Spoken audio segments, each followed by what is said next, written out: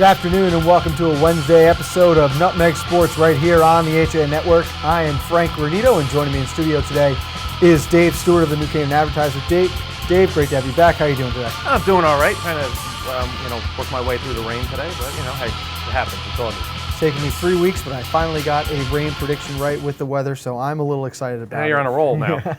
We do have some big stories to cover, obviously. We've got updates on Fairfield American in the Little League Regional Tournament. We've got an update from Florida with Norwalk All-Stars at the Cal Ripken World Series.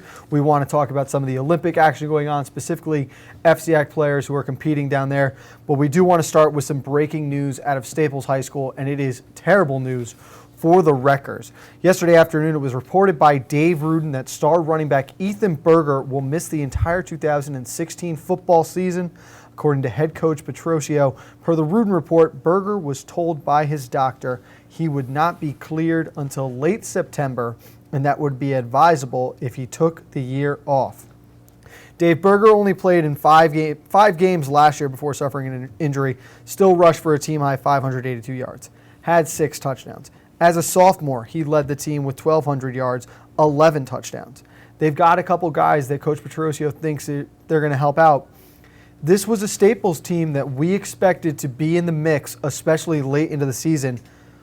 What does this do to this team now? It's a devastating blow to them and to Ethan Berger too. You got to feel for him because it's going to end up being one of those situations where you wonder what could have been over the years. And I can understand the situation he's in. He's a lacrosse player who's going to go play at Vermont, and he wants to be okay for the lacrosse season. And his doctor is telling him he needs some time to heal. So he's making a personal decision there not to play. But for the Staples football team, it's such a tough hit. They're still Staples. They're still deep. You don't win based on one person.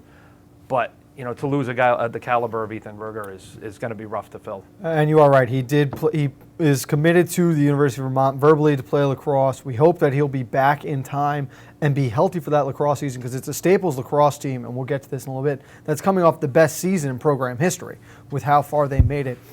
But we talked about the depth, and you look at the schedule that Staples has coming into week 1 against McMahon. That might be the toughest game in those first few weeks. Realistically, they should be able to make it to at least week 6 unscathed. From there, they go at Stanford, at Ridgefield, versus St. Joe's, and versus Darien. They benefit from being in the weaker of the 2 FCAC divisions, but how likely are they to make it to Thanksgiving with only 1 loss or less on the schedule? It's going to be tough. I mean, the thing is, I guess when you're trying to figure things out, it's better to have the easier portion of your schedule early in the season as you're working things out. By the time they get to the Dariens, they get to the Ridgefields, and of course Greenwich on Thanksgiving Day, they should have things worked out. You should have people in their roles at that point, and hopefully somebody will be able to step up for them and take Ethan Berger's place. But it's going to be a tough haul. Those last few weeks are really that's such a gauntlet of good FCAC programs. It'll be tough. It is, and it's a much more balanced FCAC conference this year. We've seen in the past few years it's been Darien, New Canaan, and everyone else. This year, we expect there to be 4, 5, possibly 6 teams competing for an FCAC championship at the end, and a lot of those teams are at the end of the schedule with Darien, Ridgefield, and St. Joe's. Stanford could have a good year. McMahon week 1 at McMahon, that's a tricky game. That is. Especially with this kind of injury happening right now. You'll have some younger guys. Elliot Pooley, Harris Levy, Brandon Adrian will all help out, according to Coach Patricio, but this is a huge, huge loss. Shifting a little bit away from how it affects Staples, let's look at the rest of the FCAC. In that East Division, the top 3 teams will be Darien, Staples if they can rebound, and St. Joe's. Do you see this injury affecting Darien more, that they'll run away with it? Or do you think St. Joe's can get back into the mix now and they've got a better chance? St. Joe's is one of those teams, it's always kind of a wild card. You never know where they're going to be mid-season, at the end of the season. I would say that right now they're a threat. I still see Darien in that division as being the team to beat.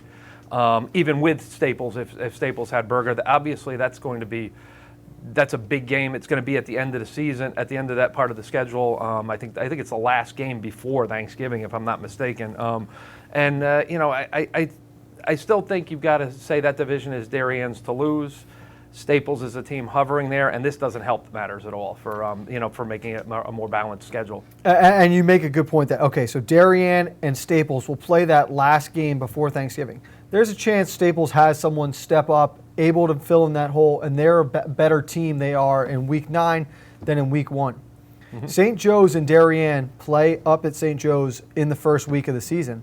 St. Joe's gets Staples then, I believe, Week 6. So St. Joe's could lose the first game of the year and still find themselves in a position where they're winning the conference because Darien has got to go to Greenwich, keep in mind, host Greenwich in Week 3, and they don't have the easiest schedule either. No, Darien does not. And they have New Canaan on the schedule. They have Staples. They have Greenwich. It's last year when you look at it, Staples versus Darien that last week before Thanksgiving, Darien was obviously clearly the team to beat at that point in time, but Staples, having that game on the schedule, stayed alive and made that was like a playoff game just before the season ends. So anything can happen over the course of the season. So even if St. Joe's opens up with a loss, they can bounce back given who people are playing. And, there's going to be, I think you're absolutely right when you say that the schedule this year or the league this year should be more even top to bottom. I don't think you're going to see a New Canaan or Darien run away with it. They'll certainly be in the mix, and they could end up being the two best teams in the league. But it's not going to be the runaway freight train it was last year. I agree with that, and I think that you'll obviously have New Canaan and Darien. They find ways to reload. Those are two of the best coaches in the state, potentially in the nation for the high school level, at taking what they're given, developing their program, and filtering in the next level of players. But what the big difference I see to this injury is, if this happens in the Western Division, you're in a lot of trouble. You've got New Canaan, Greenwich, Trumbull, Ridgefield. You've got a bevy of teams that are all competing and on any given week could beat each other. That's not to mention Trinity. Exactly. Trinity Catholic, who is going to be reloaded again. They've got a couple big transfers. This happens in the division where you really see it as a 3-team division with the rest of those teams trying to find themselves and come up. I think McMahon is a couple years away. Stanford is one key player or 1 year away from really finding themselves back in competitive football. So it helps out there that they don't have to go through that gauntlet of the Western Division, but it's still, when you look at that offense, do you think now, okay, maybe we need to tweak some things around and change what we do because he's a tough player to replace, or do you stay true to it and just trust your up-and-comers? Well, I think that type of program, what they've had there, it's similar to all the good programs have the youth league feeding up to them and having good players coming in. So there's always somebody behind that guy to step in. That's not to say you want to lose a guy like that, but I can remember a number of years ago, the New Canaan star Nico Gutierrez gets hurt during preseason with ACL. Everybody thought it was over for New Canaan, and you had a couple of guys step up. I know, I believe it was Nealman did well that year, and David Reed came out of nowhere and did well, and New Canaan ended up winning a state championship that year. So, it's these programs. I think Staples similar in that they will have guys who can fill in, and I don't know that you want to change the offense too much. Not right away. You want, if you see something the first couple of weeks of the season or in preseason, you might want to tweak a few things, but I don't think you want to change the program too much right off the bat. And it's funny, you mentioned that Nico Gutierrez injury. It occurred in the Jamboree up against Notre Dame of Fairfield. One of the names you didn't mention, because David Reed and Daniel Nealman played a huge role that year then. They played a lot of two-back sets, and it was a power run game. One of the big names who stepped up was Charlie Westfall, the backup quarterback, who moved to a slot receiver position later in the year to help fill out reps, which was very interesting and something Coach Marinelli is known for, taking backup quarterbacks and using them as athletes. And that's one of the things. You look at the next man up mentality, and Westfall moving there, and then being the quarterback the following year, I believe, and just the way everything, the way people can fill in like that. When you have players who are versatile like that, and I'm sure Staples has a bunch of them. You do find different ways to do it or different players to do it with. So I think that's the case with Staples. And it's pretty funny actually. Now that I'm thinking about it, Coach Marinelli did that 3 out of 4 years in a row. 2007 he does it with Westfall. 2006 with Westfall. 2007 he comes back, takes Kurt Ondash, who's the backup quarterback, to replace Ryan Kilbane as the tight end. Ondash never leaves there. And then a year later after that, Turner Beatty comes in. Willie Olette goes and moves to a slot receiver. And all three of those guys were tremendous athletes and had successful receiver seasons. Willie Olette, the MVP of the Turkey Bowl that year, too. Was an all-state receiver as well. Let's not forget now, as we are coming to the end of this here, but they've got a big game on Thanksgiving. And Greenwich really thinks that they gave Staples that game last year. We talked with Coach Johnny Marinelli, and his biggest regret from last season was that he felt he let down his players going for two too early. This is a reloaded Cardinals team that a lot of people are picking to win the conference. How much does this injury affect Staples now when they get to Thanksgiving against a Greenwich team that could be rolling really, really hot? I really like Greenwich this year. I think the only thing standing between them and a shot at some championships here is the fact that they have such a tough schedule, and you don't know if they can get by Darien and New Canaan and teams like that. But that being said, that Staples Greenwich game at the end of the year is just going to be that's going to be one of the marquee games. It always is, but this year especially. Greenwich with the revenge factor and the fact that they're on their way up, and Staples. We'll see how. At that point, we'll know how this the Berger injury has really affected them, and what they've done to fill in the gap.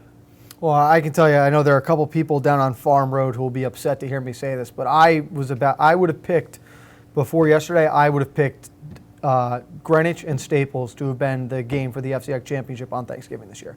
I think both those teams reloaded well, and I really like what Coach Johnny Marinelli has done in only year 2 of this program, and I think they're going to have a very successful year. If you're right, though, they've got to get through Darien. Before that, they got to get through Trinity, and you got to play New Canaan. You got a Trumbull team you lost to. There's a lot on the schedule, but from what we've seen, they're playing some of the best football in the conference right now. And then the biggest concern for Berger, I guess, right now would be, do you think he'll be able to fully recover by the time lacrosse season comes around?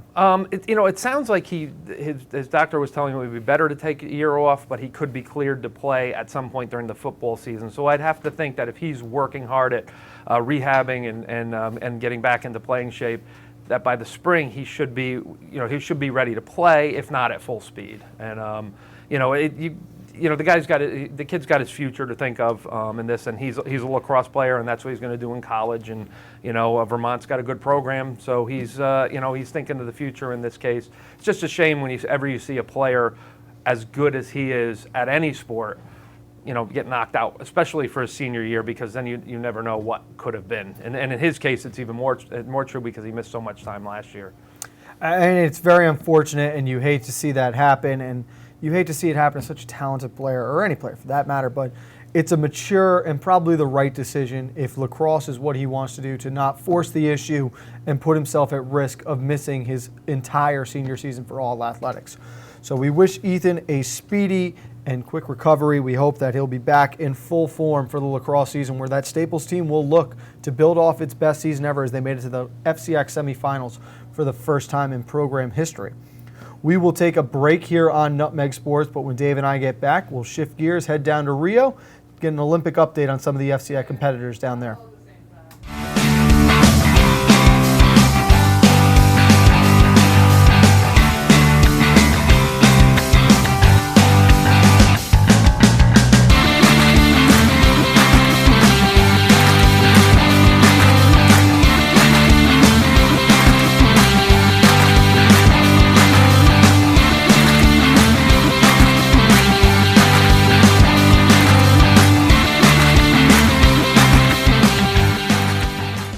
For more than 50 years, Triple S has been Fairfield County's expert service for carpet, upholstery, and drapery cleaning.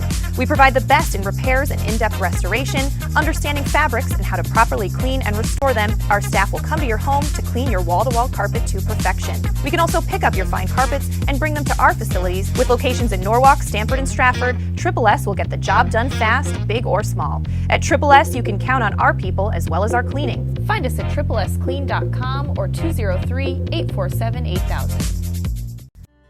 I really wanted something that felt like a home. Coming from a big house, I wanted the feel of a home as opposed to a condo. My property taxes on my single-family home were close to $20,000 a year. Now that I've downsized and I'm in a townhome, and because of the condo tax laws, my fees have gone from $20,000 down to about $5,300 with the star exemption. There is no other townhome that compares in the area. This is where I want to be. Have a sports injury or a slip and fall that needs immediate care? Coastal Ortho Express Urgent Care gives you direct access to an orthopedic specialist fast, without an appointment. Biking, golf, tennis, soccer, whatever the sports injury is, sprain or fracture, Coastal Ortho Express can help. Coastal Ortho Express Urgent Care, open Monday through Saturday, now in 2 locations. The iPark building at 761 Main Avenue in Norwalk and 36 Old Kings Highway South in Darien. Or go to coastalorthoexpress.com, like them on Facebook.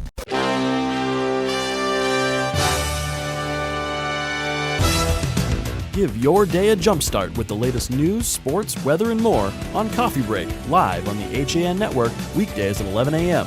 Connecticut news doesn't get any more local than on Coffee Break.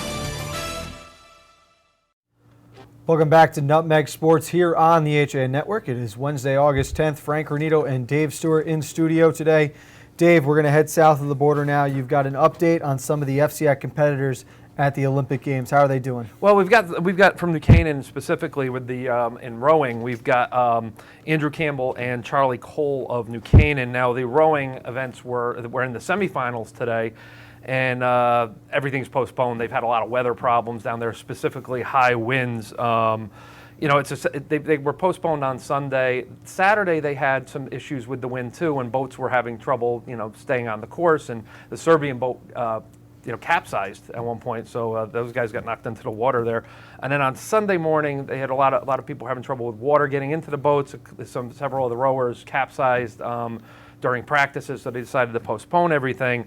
The issue seems to be that the course is 2,000 meters in length, and when you get to the center of the lake or the lagoon, the water is deeper, and the mountain doesn't block the wind anymore. So you're getting these high waves, and that's the dangerous part. And it's about maybe 750 meters into the race, or about 1,000 meters till the finish line, and then that's where the problems seem to be. But so far so good for Cole and for Campbell. Cole is in the men's 4 with Heinrich Rummel, Seth Weil, and Matt Miller. They're in the men's 4. In the heats the other day, they finished 3rd in their event. The time was 7th overall. So top 8 make or top 12 make the semifinals. So they're in the semifinals, which have been moved to tomorrow. And for Andrew Campbell, he's with Joshua Kaniski, I believe that's how you pronounce it. And they were 2nd in their heat, also 7th overall in the heats. And they're one of the 12 boats in the semifinals, which again are tomorrow. They're both in the A and B semifinals, which basically that means there's 12 boats, two races, 6 each. The top 6 times will make the A finals and have a shot at the medal. So we'll see how they do tomorrow. And they're in the hunt. They're still in the hunt. They've gotten there. So see how that goes. They're in the hunt, and they've been some of the better rowers for the American squad. We watched yesterday when they finally were able to row again. Some of the 2-man teams were really struggling against some of the known powers of Australia, New Zealand. The Netherlands had a great showing in one of the events. The Italians have done really well. The French stole a race. So it's good to see that these guys are keeping it up. But the semifinals up to this point has been where the Americans have really fallen behind. I know we have another American competing. That's Thomas Dunstan. He's with the water polo team. They were finally able to get a win today in pool play, as they had struggled a little bit. So hopefully they can continue to roll. But I want to ask you, Dave, it was a lot of chop has been the issue. There was the crazy winds. I think they were saying buoys couldn't be kept in line for these long crew races. Are you at all shocked that this is what has been postponing these races now, where the whole concern was going to be over Zika virus and the pollution in the water? It is kind of ironic that they were talking about all that, and the wind is what's really been doing it. But I guess in a strange way, the weather, we're lucky that the weather is what's affecting it and not other issues. Weather's part of that sport, and I guess with the lagoon setup the way that is, with the mountain on one side, you're going to get those coastal winds coming in and causing issues. Hopefully they're able to get all this stuff in, and they don't have to say, well, we're not going to have the medal round, and how we're going to divide that up.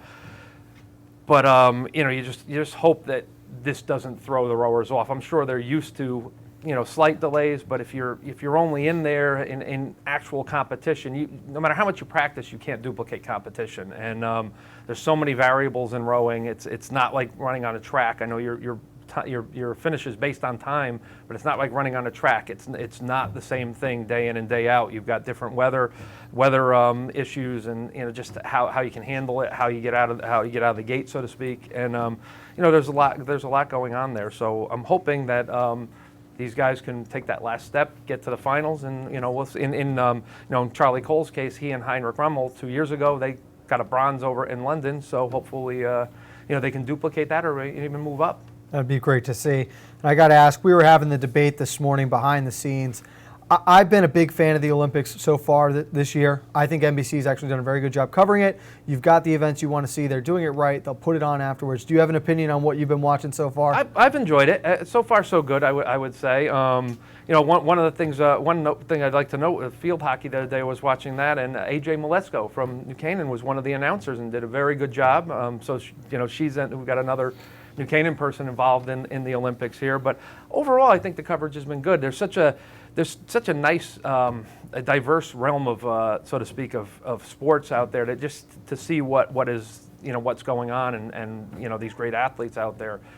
It's pretty cool stuff, but I think their coverage has been fine. And Don and I were saying yesterday, you get that diversity of sports you don't usually see. You understand that swimming will always be the primetime event, especially when Michael Phelps and Katie Ledecky, who have both been incredible and have done such a tremendous job for the United States team this year, they're going to get the main coverage. You'll have the gymnastics, but it's really those obscure sports that you would almost see on ESPN 8. Do you have one of those sports that you've really enjoyed watching? Obviously I've gotten into the rowing. That's been a lot of fun for me. I do miss from the winter. I miss curling. I was obsessed with that. That's so much fun to watch. I know it's the summer games, but I guess if I had to pick an Olympic sport that not everybody's familiar with, that would be it. Curling is a good one. I know Josh Fisher has become absolutely fallen in love with handball. He's trying to incorporate it into lax. I think the whitewater rafting, other than the risk of swallowing about 3 gallons of that water, I think the whitewater rafting has been absolutely tremendous. And you might run into a stray sofa apparently out there. So. So it's good to see the New Canaan boys are doing well down there. We'll take one more break here on Nutmeg Sports. When we get back, we take a look at some of the all-star baseball teams, and Dave might have an opinion on our fall broadcast schedule as well. Warm weather, light breezes, boats are in the water. There's no better place to celebrate summer than the Dock Shop. Whether in Darien at 51 Tokenique Road or Westport at 609 Riverside Avenue, the Dock Shop is where you'll find everything you need to kick off summer. From the latest summer apparel to the newest fishing tackle, the Dock Shop will help you get the most out of your next beach day or harbor cruise. At the Dock Shop, you'll find a wonderful selection of items made in the USA and right here in New England, all with a distinct nautical flair. Boater, beach bum, fisherman, or simply love the coastal lifestyle, this is a unique place to shop. DockShop.com. Walter Stewart's Market in New Canaan is your time-saving local shopping destination for the best of spring. Find many of your favorite products, from great specials on everyday items to the freshest organic produce, artisanal cheeses, and grass-fed steaks. Drop off your knives to be sharpened, grab a beautiful bouquet of spring flowers, and stop in next door for a wine tasting. Plus, their personable staff is always ready to lend a helping hand. So stop in to Walter Stewart's Market, 229 Elm Street today, or shop online at stewartsmarket.com. I really wanted something that felt like a home. Coming from a big house, I wanted the feel of a home as opposed to a condo. New Canaan is 6 minutes down the road. New Canaan's a beautiful little town to walk around. I work in Westport. My commute is 20 minutes. It's close to Westchester, where my family is, so the location is ideal. There is no other townhome that compares in the area. This is where I want to be. I'm John Kovach. I'm a newspaper editor, I'm a high school football coach, I'm a television presenter, and I want you to love fishing as much as I do. Tune in to Yankee Fisherman, Thursdays at 1 on the HAN Network. It's like going to the tackle shop without leaving your office. You're watching the HAN Network, and you're not alone. More than 1.5 million viewers have watched our live sports, news, and entertainment broadcasting since the network launched in August 2015. Advertise on the network that reaches Fairfield County, Connecticut's most engaged audience. Contact Advertising Director Jessica Murrin at 203-273-7312 or email jessica@han.network. Welcome back to Nutmeg Sports here on the HAN Network. Frank Granito and Dave Stewart in the studio today as we shift over towards the baseball diamond, and we will start up in Bristol, Connecticut at the New England Regional Tournament where there is a Little League World Series berth up for grabs. And facing elimination, Fairfield American Little League team fought to live another day with an 8-2 win over Scarborough, Maine last night. Matt Longo pitched 3 solid innings, allowing only 2 runs, while Ryan McIntosh had a huge 2 RBI triple in the third, and Ben Gaffney added a solo home run in the fourth to push Fairfield American on to the next round. American lost its opening game on Sunday night against Bedford, New Hampshire by a score of 7-1. Following a 10-3 win over Vermont on Tuesday afternoon, the stage has been set for a rematch tomorrow. Bedford ended up in the loser's bracket after they suffered a 10-0 loss against Massachusetts on Monday night. The Bedford versus Fairfield rematch is set to start at 1 o'clock tomorrow afternoon. Dave, I went on record yesterday and I said this Fairfield team can find a way to bounce back, similar to Rhode Island last year, and win this tournament. I didn't think they'd have to play Bedford again this early, but I'll stand by my pick. Once you get into the tournament, all you got to do is just win your next game, keep playing, play the next inning, play each at bat, play through it. And we've seen it before where teams lose early, or need to bounce back or come back, and they do. And so anything can happen at this point. They just have to go out there, win the next game, and then go from there. Don't try to win the whole thing at once. And their manager talked about how they had their back pushed against the wall now, and they really have to dig deep and find that do or die mentality. And I think it'll work to their advantage. I think Bedford might come in and take them a little lightly after winning so big in the first round. I think it'll be a much closer game. It could go either way, honestly. No matter what, though, that Maine team, the Massachusetts team that knocked Bedford off with that 10-0 win is looking very, very strong. They've got a much easier path now and will be well rested should one of these teams make it all the way to the finals. We'll keep you updated on that tournament on Coffee Break throughout the week. Shifting gears down to Florida now at Palm Beach Gardens, the host team defeated Norwalk 11-6 in the final game of pool play on Tuesday, behind the strength of 13 hits, including 8 doubles. With the win, Palm Beach Garden clinched the 2 seed in the American pool, while Norwalk was relegated to the 3 seed. Norwalk will now play the Ohio Valley champions from Eastlake, Indiana, the number 2 seed out of the national pool. That game is tonight at 7:30. The winner of that game will play the American pool champion Poughkeepsie, New York, who beat Norwalk 14-3 in their first game of the tournament. And Dave, before we get to Norwalk's next game and how they match up against Eastlake, who's also 2-2, and it's a good matchup, this is an interesting Palm Beach Gardens team. They're the host team, so they don't need to win a state and regional tournament to qualify for it. They chose, actually, to not even participate in the Florida State tournament this year. Do you think that's working to their advantage and they're a little more rested than everyone else right now? That's the type of thing you almost have to wait until that happens to see if it works for you, because I always feel like you want to stay in that rhythm. You want to keep playing in that, and you've got nothing to lose if you play in a tournament like that, and you've got an automatic bid to move on. In their case, they're doing fine. So, right now, it seems to be working. It was only the second loss of the season for Norwalk, and then the 2 losses they've suffered in this tournament. They have not played very good baseball, and they know it. I think they'll be able to bounce back and beat Palm Springs should they match up with them again.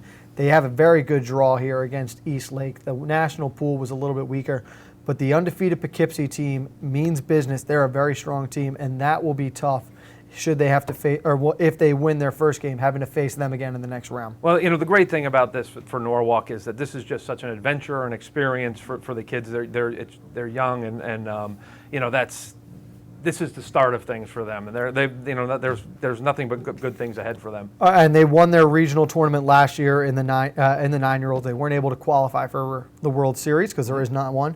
They come back, do it this year, so I agree. They're trending up. They're doing all the right things, and it's only the beginning of the journey.